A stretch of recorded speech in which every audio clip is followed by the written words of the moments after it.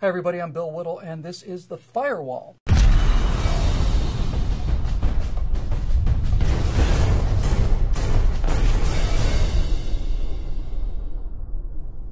Now, just as a quick public service announcement in these days of increasing lawlessness, federal encroachment on constitutional limits, and crybaby progressive whininess in general, I thought I might take a moment to pass out a little rhetorical ammunition to those of you who have to hear from people who, if they can no longer pretend that the Second Amendment doesn't exist, then at least try to misinterpret it to the best of their ability.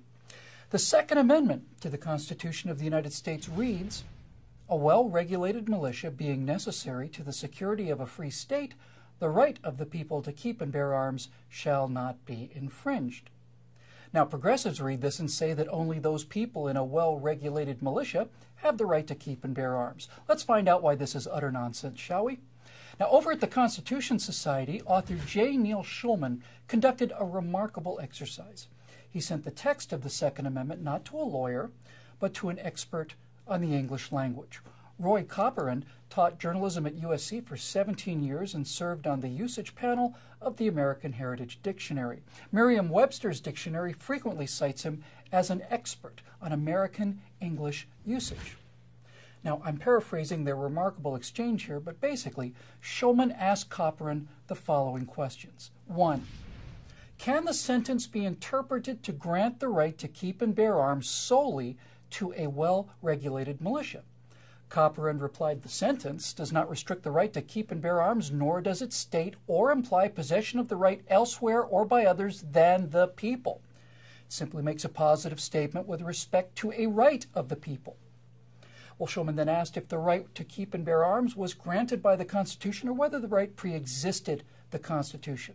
Copperand: the right is not granted by the amendment. Its existence is assumed.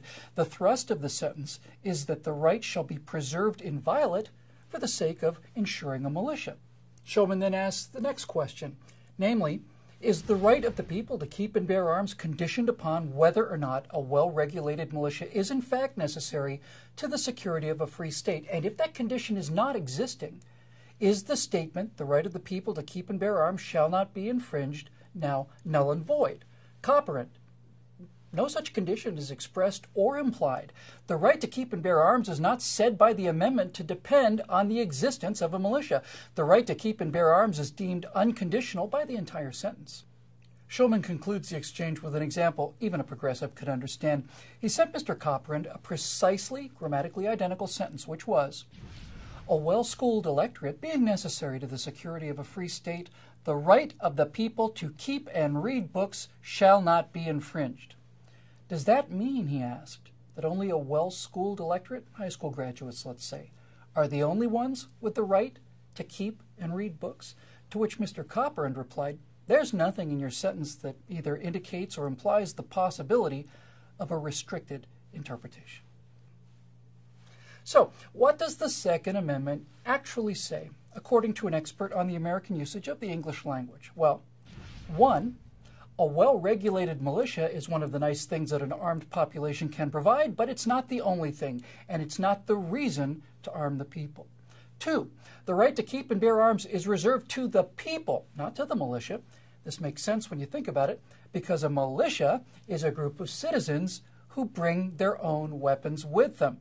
That's why the amendment says that the people can not only bear arms, they can keep them at home where they live.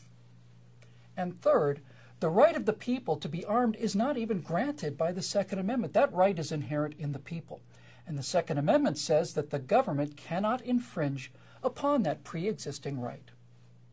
Now finally, you might hear progressives say, well, that was written back in the days of flintlock muskets. They never would have approved of such a thing in the days of automatic weapons. Why not? A flintlock musket was the deadliest weapon available at the time. Why didn't they limit their definition of arms to pointy sticks? No, the founders placed no limitations on the numbers of the weapons or on their lethality. And by the way, if the Second Amendment only applies to flintlock muskets, does that mean that your First Amendment freedom of speech only applies to what you write on parchment and quill and ink, or only as far as the sound of your voice can carry in a town square? Well, of course not. You know why? Because that would be ridiculous. please subscribe to our YouTube channel and be sure to visit us at TruthRevolt.org. And to keep these messages coming, please consider making a donation by clicking here.